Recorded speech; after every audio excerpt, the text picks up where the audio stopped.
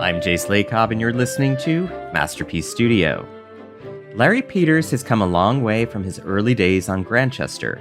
By season 11, Larry is married to the whip-smart and efficient Jennifer Scott. He's climbed the ranks in the force and has begun to mature from station youngblood to experienced copper. Season 11 also finds Larry testing the edges of his comfort zone socially. While he's still not completely at ease in Leonard and Daniel's company, he takes a leap and agrees to a double date with them at an American-style drive-in. What if we don't have anything in common? We'll have lots in common. Cinema? They're fellas who like fellas. You like Geordie. You like Alfie. Not in the same way, I don't think. Long-term, Larry has his heart set on becoming a detective inspector. With his sergeant's exam just around the corner, he takes this as another opportunity for growth and starts reading and putting into practice Norman Vincent Peale's The Power of Positive Thinking. She's from a private nursing agency, hired by the Sun. How long's she been, Lord Worley's? January 14th this year she started. No criminal record. Won an award for compassion in 1961. What have you been putting in his porridge? Personal development? My bedtime reading.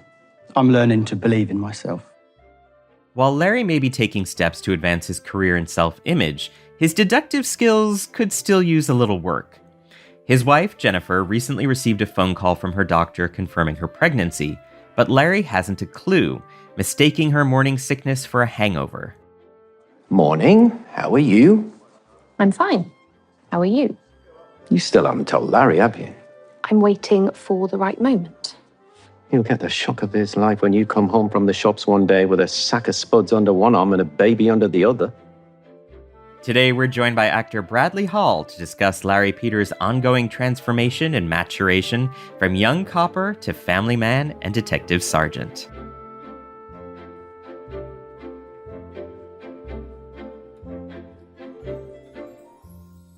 And this week, we are joined by Grantchester star Bradley Hall. Welcome.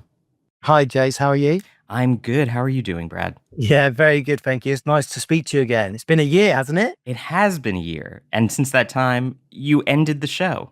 I know. I don't even think I'm ready to talk about this. I don't think I'm ready. Oh, well, we'll pace you, but we're going to have to get there. We're going to have to get there.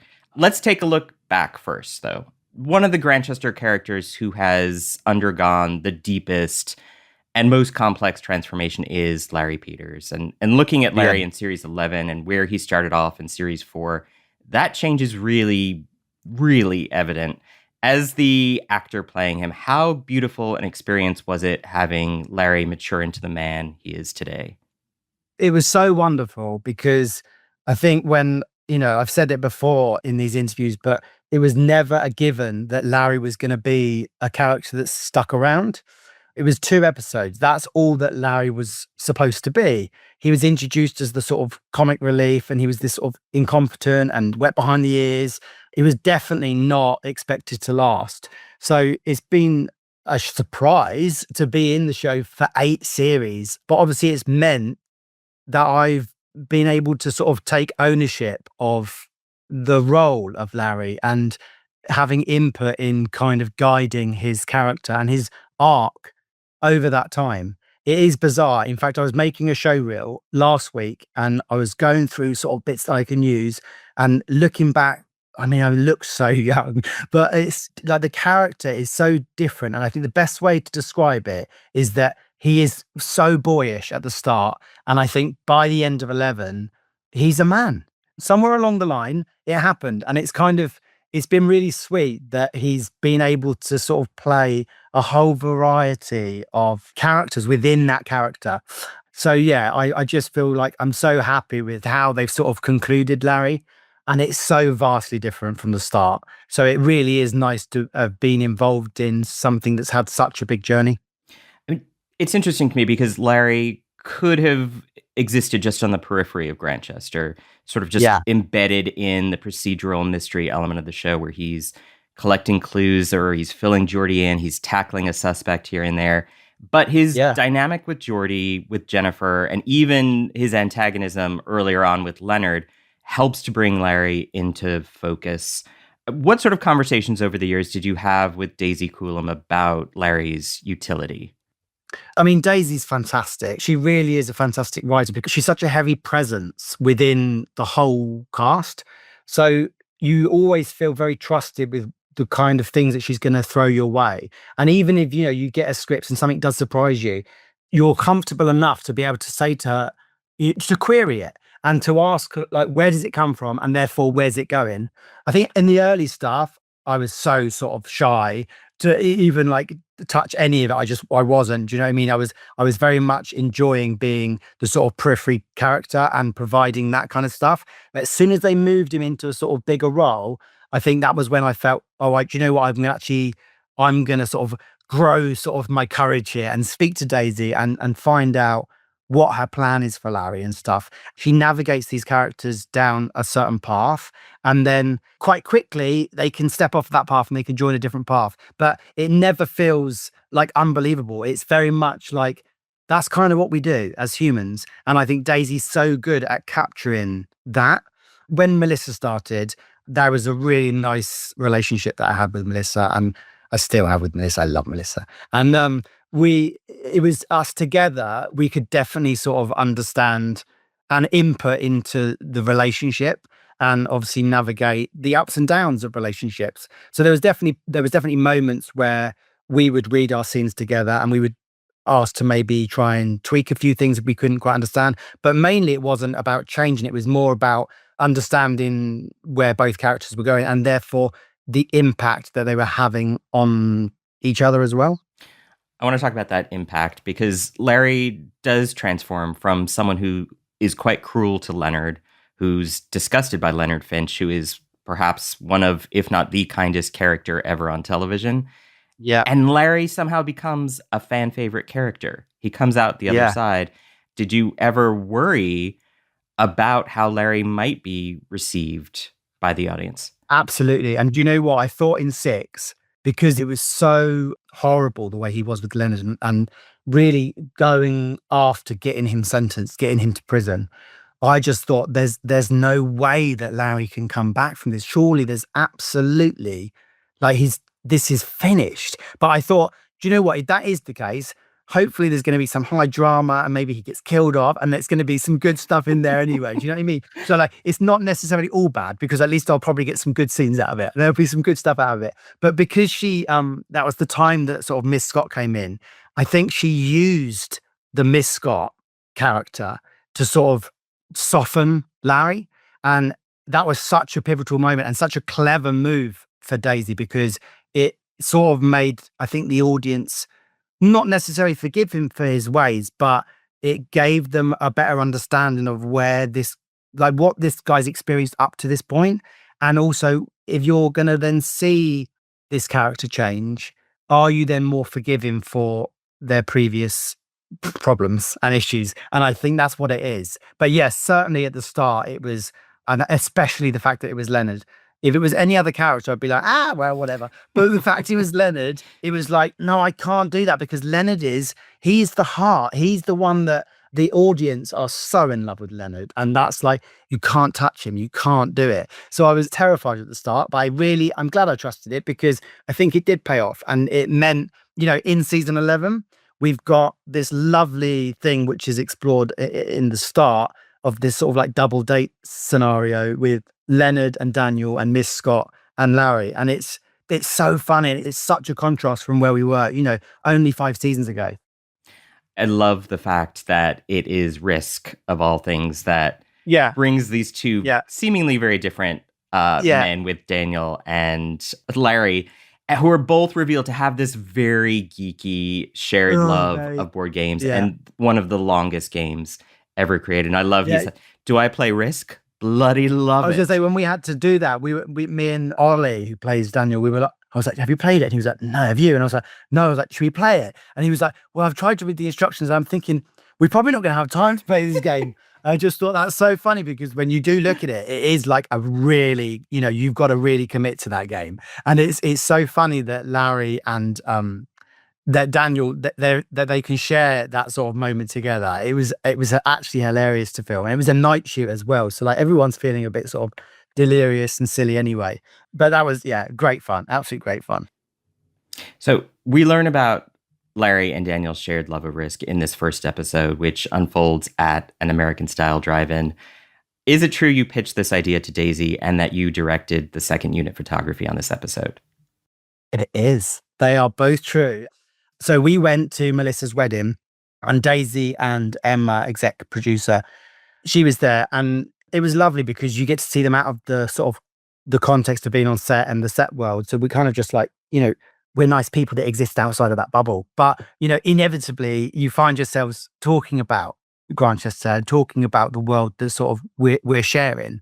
And from that sort of chat and discussion about in the wedding and stuff, I did feel a sense of like, oh, maybe this is my chance to offer up some suggestions because I feel like I'm in a safe space to do that. So I did. I wrote down some ideas for settings of like storyline settings, and one of them, I think it might have been the first one actually, was a sort of drive-in cinema, and that was the start of the 60s. They were sort of coming over, so it was quite early, but they definitely were coming over from America. So I thought, well, that's great because that gives everyone a chance to be there, and then if there's a scream off camera, that's great because then that brings us straight into our first murder. And I think Daisy just saw it. She was like, brilliant, great. It's on the meadows. She can see it. She can imagine all the nice period cars. The camera can sort of pan across all of them. We can find all of the characters there. So yeah, it worked. It just worked. I'm glad that she went with that because it was great fun to film. I'm sure it was probably very expensive, so sorry. But but yeah, at the same time, I'd messaged Emma about direction. I said, if we go for 11, I would absolutely love to be involved in directing in some way, whether that's just shadowing behind as, just so I can get some experience or just so I can see that sort of world more clearly. Or, second unit, I'd absolutely jump at the chance to do that. And surprisingly, she went, absolutely. And I thought, oh no, here we go. We're going to do it then. And you know what? I don't say this lightly. It was just the best experience. It was 4 days I did on it overall. And I think I covered episodes 1, 2, 4, 5. I think I didn't do 3 or 4, and I did the rest. So there was like 6 episodes that I covered. And it was great because I worked with I didn't work with Melissa, which was sad, but I did work with the rest of the cast. So I had a chance to sort of wearing my director cap and being like, here we go, this is what we're going to do. And it was so surreal. I was so nervous beforehand, like, oh no, like, are they going to listen to me? Of course they're going to listen to you. Of course they are. But like, you do have that fear of like, oh no, like there's a lot of stake here. And I feel like I've sold it that I'm going to be good. So now I have to be good. And I'm actually really, really happy because I've seen all the stuff and it is really good. And I don't want to blow my own trumpet, but that I'm really, really happy with how they've cut together. So I was really supported by everyone, cast and crew. And it was just like the best experience. And I'm so chuffed. I cannot wait to be able to get the scenes so I can make a show reel because I'm just going to be playing it to anybody that wants to see it. I mean, given that support and the fact that this is Grantchester, it's a happy place, everyone loves working on the show. Did that experience give you a drive to pursue other directing projects in the future? Is that something you're now considering? Yeah, absolutely. I've always wanted to, but it's a hard world to kind of break into. Really, really difficult world. Financially, you need to be well supported because you kind of need to have some sort of financial security to be able to even try in this industry because there's so much uncertainty around when you're actually going to get a paycheck. So you need to be able to pay your bills in the meantime. So it was always like, I can't, especially because I've got a family, it was like, I don't think I can say to my wife, do you know what? I want to go to film school now and be a director. Because I thought, no way, that's not going to go down very well at all. But it's always been a passion of mine. And I really hope that I get to explore it more in the future. And, the experience on Grantchester was such a positive one. And now I've got the evidence of it as well, being good as well. So I do feel like I would love to explore that in the future. And I know that I will. I'm not sure when, but I know that I will come back to that. We're going to take a quick break to hear a word from our sponsors. And when we return, more from actor Bradley Hall.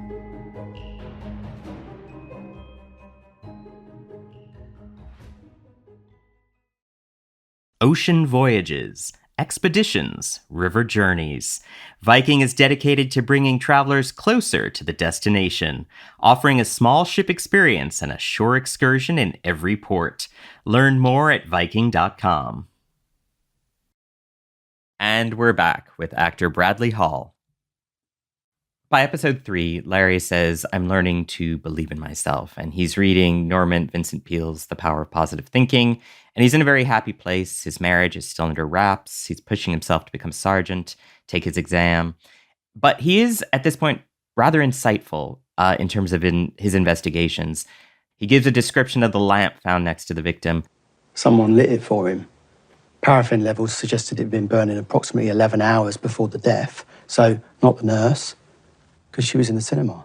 Someone sits with him, smooths his blankets, gives him tea, brings him flowers. Someone cares. He's quite good at this, after all, for a character who started off as a baby-faced copper who was very wet behind the ears. How do you read these investigative scenes in contrast to those introductory scenes in Series 4? Yeah, I really enjoyed doing these particular scenes in 11 because I felt like where they took the character with Miss Scott, we became so invested in their relationship that we kind of weren't focusing too much on Larry being a detective or being like a good detective. And because he's kind of content in the relationship with Miss Scott now, and there's no longer that sort of will they, won't they energy, it allows us to shift back to Larry being a detective. And, you know, I think previously he's always felt like the worst detective in the room. And it's meant that he's used sort of like a bravado, kind of like puff out his chest and say things that are a bit brash. And they're always to sort of mask his sort of insecurity. But I think now where he is, he's got this confidence. And because he's found this confidence now, he kind of is able just to do his job. He's no longer like trying to prove. He's no longer going, I'm a detective, therefore, you know, I'm going to say this and I'm going to see how you react to it. He just sees the clue and it's all happening because he's no longer proving himself. He's just being. And it's great because at that particular episode, they stood around the bed at the same time. You've got Geordie, you've got Alfie, you've got Larry, and they're all finishing each other's sentences. They're all kind of like filling in the gaps. And it's like all three of them kind of find that click, that final click.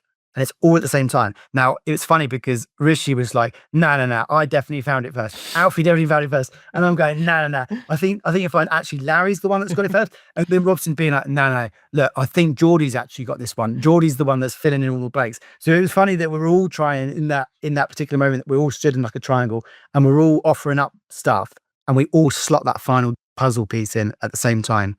And we turn and we look, and that's the character that haven't previously suspected, and that's our guy. So, but it's great that Larry's able to like genuinely contribute in Series 11. And yeah, like you say, it's such a contrast to what he was doing in earlier stuff. And I was just so happy that Larry was able to just be a detective rather than pretending to be a detective. And then he does clinch it. He gets Geordie's approval. Geordie says, Well done for today, Larry. You're a detective inspector in the making. You reckon? I can almost guarantee it. And your small, proud smile there kills me. What does Geordie's approval in this moment mean for Larry? It is so nice. The relationship that Geordie and Larry have, it's been so twisty and turny. Like from the start, it was kind of like Larry was just always annoying, I think. And Geordie's so good at being sort of a dad figure for a lot of the characters. But I don't think he ever particularly wanted to be a dad figure for Larry because Larry was so annoying. But Larry was therefore probably wanting it more than the other characters. I mean, so many times when, you know, you could see him telling Will, the second vicar, Tom, Brittany, like how proud he was. And I think this whole time, Larry's just wanted Geordie to say, like, I'm proud of you. That's all he's wanted. And like, even through 11, he's telling him in other ways, but he's not actually saying it. And I think that's what Larry's striving for. But it's so nice that that Geordie as a character is allowed to like recognize the work that he's kind of put in has meant that Larry's turned out the way that he's turned out.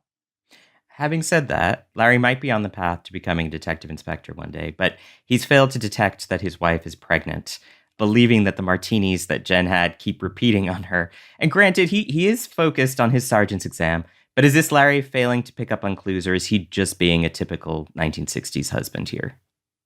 I think this is one of those things where you kind of have to suspend full reality.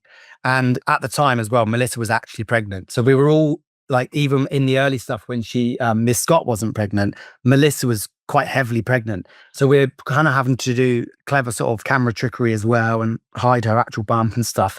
So it was kind of silly that we were having these conversations, especially like Alfie and Geordie together being like, she's in the family way. And then he's like, oh, do you think? And then obviously the camera can see that she's got a massive bump. But obviously the two characters are meant to at the time not know because she's so early pregnant. But I think, yeah, what you're saying about Larry not paying attention fully to it, I think there's a lot going on. Larry's really taking it seriously to become a sergeant. And I think it is just one of those things. It's a proper Larryism. So even when you think like this guy's got it all sussed and he's sorted now and like he's a sort of really sort of clever, switched on character, he manages to completely oversee something that's very apparent to everyone else. So it was a funny one to play because obviously I had to pretend whilst holding Melissa's massive real bump by being like, there's a baby in there. Is there like questioning it? When like the whole crew are obviously like really laughing because it's quite obvious that she's got like an 8-month bump at the time. I love the scene where Geordie reveals Larry has passed his sergeant's exam. And he says, your mum would be so proud of you. Larry! Yes, boss? You've got some explaining to do. I have received a very disturbing letter regarding the behavior of an officer in this force. I haven't done nothing wrong. Well, that's not what it says here. What's it say? It relates to the successful promotion of a detective sergeant, Larry Peters. Oh, my God. You have me going. Congratulations. Your mum would be proud. I love the fact that Geordie sticks his hand out to shake Larry's and Larry pulls him in for this tearful hug and thanks Geordie for everything. What did you make of this sweet moment between them? I think it was really nice. And I was very conscious about playing that and playing it because it's so easy, I think, sometimes with Larry type characters where they can be quite on the nose sometimes. And you have to kind of tread carefully because you don't want to be two-dimensional. You want to make sure that there's sort of a whole character in there. And it was a really, I think, really nice earned moment that Larry, that's not him becoming sort of the best detective, but he's become the detective that he was meant to be. And he's thanking Geordie. He's sort of saying to Geordie, this has all been possible because of you. And typical men of the time, they don't say any of those things. It's all done with looks and it's all done with handshakes. But it's really sweet that Larry in that moment is so overcome with emotion. He just sort of grabs him in. And when we were sort of staging that and sort of saying, how's it going to go? Because obviously it gives you an indication in the script of like what, Daisy's sort of suggestion is that might happen, stage directions and stuff. But I said to Robson, like, does it surprise Geordie? Do you want it to be a surprise? Because if you do, then maybe let's not talk too much about the ins and outs of how it's going to do it. Let's just do it. And then it can be quite, if it's like a little bit odd and it's a little bit awkward, like I think that's quite sweet for the two characters to kind of have that because, all Larry wants to do is just grab him. And, that's Larry's way of just sort of thanking him and everything. And I think initially Geordie's a bit like, whoa, what's happening now? But then it's a mutual sort of moment where they're like with each other and then it's gone again. It's two men showing that sort of sweet moment and then it goes. And that's all it needs to be.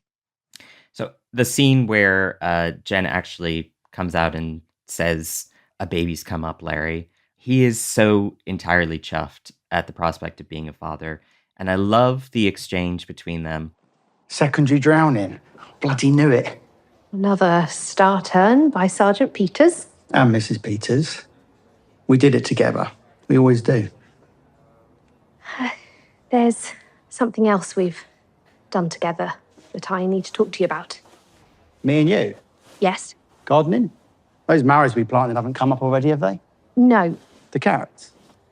No. Never the corn. A baby. A baby's come up, Larry. A baby. A baby. In there. Yes. How did that happen? Well, I would do a reenactment for you, but we're at work. Our baby. My baby. Are you happy? I know there's a lot of things we have to talk about. Happy. As both a parent yourself and playing this opposite a very expectant Melissa Johns, what did this moment mean to you? It was actually a really emotional scene for us to get through, I think, because I was kind of remembering how it felt for me the first time. And Melissa also, who was pregnant at the time and expecting her first child, it was all really, really there. It was right there under the surface. So it wouldn't take much at all. And I love Melissa and we get on so well. And I'm so glad that I've got her as like a friend for life. And I hope she feels the same. I think she does. I hope she feels the same. And to be able to do that together and sort of both use our actual real life experiences and bring them to Larry and Miss Scott in that moment. I don't think it took much really for us to be able to convey the sort of genuine love and hope for the future and, you know, to really sort of land that moment. And I think it just so happened that we were both doing exactly what needed to be done for the other character. She was giving me exactly what Larry needed, and I was giving her exactly what Miss Scott needed. And that comes from us. That comes from Bradley and Melissa. And we would always want to give each other the best possible chance of doing a good take. So it was just such a pleasure to work with Melissa. And I just know that we're going to work together again. I just know it. Bradley Hall, thank you so very much. Thank you, Jace. Next time, Jennifer Peters navigates the roller coaster of the first trimester. You all right? No. I can't sit, I can't stand, and don't even get me started on sleeping. Join us next week as we talk with actor Melissa Johns about what Jennifer's pregnancy means for her future at the station.